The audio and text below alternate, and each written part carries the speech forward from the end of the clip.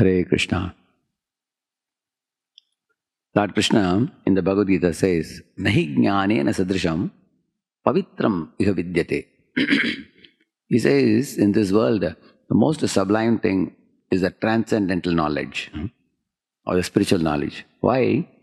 Because it is purifying and elevating and awakening and reinstating the soul in the original position of being a servant of the Lord. So that is called Paravidya. Then there is Aparavidya, which is non-transcendental knowledge, but given in the Vedas.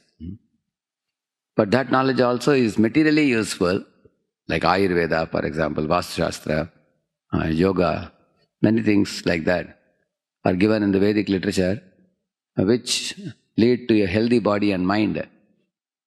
The goal is, with a healthy body and mind, one can focus on spiritual goals easily. Then there is Avidya, which is called Jadavidya, we call it, which is mundane knowledge stripped off from the Vedic knowledge, or the mundane knowledge arrived at through the four defective senses, like imperfect senses, to be illusioned, to commit mistakes, and cheating propensity. With these four defects, one is trying to understand the world, which is done by the atheistic people in this world in the name of science, technology, and medicine and all that. So that type of knowledge is avidya or jadavidya. While the paravidya is compared to fire, the jadavidya or avidya is compared to smoke. Paravidya is knowledge producing, awakening, happiness producing. While jadavidya or avidya is pain producing in the long run. And it is binding, it's entangling. So the scriptures say that a soul is considered to be very fortunate if one encounters paravidya or transcendental knowledge, because it is purifying and elevating. It takes you back to your original state.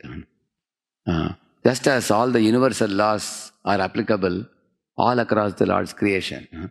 In the same manner, this paravidya, it can be administered on any living entity and in any part of the world. It can produce a liberating effect. It's like liberating a parrot from a cage. And paravidya is like that. And avidya is like putting a bird inside a cage. It's like that. So why are we distributing Srila Prabhupada's books? Because every time you give a book in the hand of a conditioned soul wandering in the street, you are actually giving the key to open the cage and release the bird to fly in the free sky.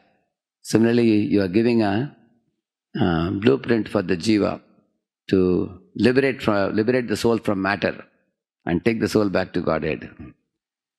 Or it is like issuing free flight tickets to Vaikuntha airplane. It's like air tickets. You are giving every living entity. Give one book, you are giving one Vaikuntha passport or a ticket back to Godhead. Every book you give. Because many people who are contemplating on committing suicide, or who are in a mode of depression, or people who are clueless in life or directionless in life, those people got direction, they got clue, their life was saved, and the transcendental knowledge actually awakened them to the reality, to get the right eyes, the Shastra Chakshu, to see the world around with proper vision. And this vision is given by Lord Krishna himself in the Guru Parampara. He gives to Brahma, Brahma gives it to Narada. So this sublime vision that Lord gives is available in the scriptures, which give us that Shastra Chakshu or transcendental knowledge. So by empowering the jivas with this transcendental knowledge, you are giving them the discriminative intelligence by which they can utilize the mind and senses properly. And also, by distributing this knowledge, you will inspire the jivas to take the bead bag and chant the holy name. Because for chanting the holy name, you need conviction in the truth. And the conviction in the truth comes from the study of the Vedic literature. So Srila Prabhupada has written so many lucid books. When we read them, understand them, and get awakened, then we daily chant throughout our life. And then the chanting of the holy name cleanses the mind. The study of the scriptures strengthens the intelligence. So when the intelligence and mind are taken care, then the senses follow not the dictation of the impure mind, but the senses follow the discriminative intelligence and purified mind, and then they agree to engage in devotional service. In this way, the whole life of a conditioned soul becomes sublime. The body, mind, soul all become illuminated by the transcendental knowledge. So, and the more we chant and purify the mind, the more we study the scriptures and enlighten our intelligence, you will see our life becomes very simple and sweet and joyful and peaceful, and everybody becomes cheerful. So the whole ISKCON community, society worldwide has sprung from the transcendental sound vibration from Srila Prabhupada's purports. So thanks to our founder Acharya Srila Prabhupada, who has given us this literature and gifted us the chanting of the holy names of Hare Krishna mantra. We should take these things to our heart and also relish it, cherish it, distribute it to as many living entities as we come across in our life. And all the more so during this period of book marathon time, when we can multiply our compassionate activities of distributing this literature to more and more souls. So give the books and make them chant the holy name. These two are called as the boat of the boat which can help us cross the ocean of samsara. Etada turachittanam matra sparshechaya muhuhu Baba Sindhu Plavo Drishto Haricharya Anuvarnanam.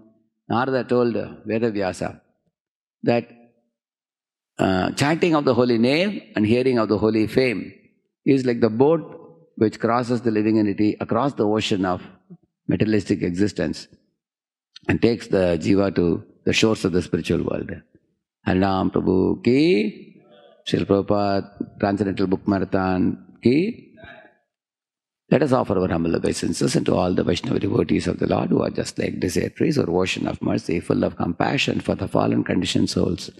Vancha kalpatarubhyascha kripa sindubhya evacha patitanam pavanebhyo vaishnavebhyo namo namaha ananta koti vaishnava vrindaki Vaishnava Thakur Srila Prabhupada ki Namacharya Haridas Thakur ki